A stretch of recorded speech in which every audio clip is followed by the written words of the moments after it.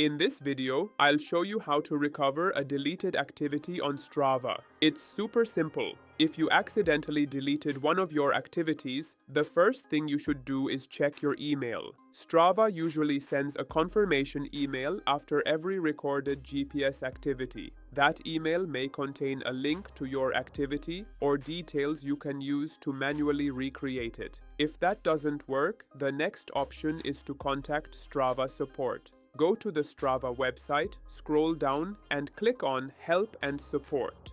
From there, you can submit a request explaining that you want to recover a deleted activity.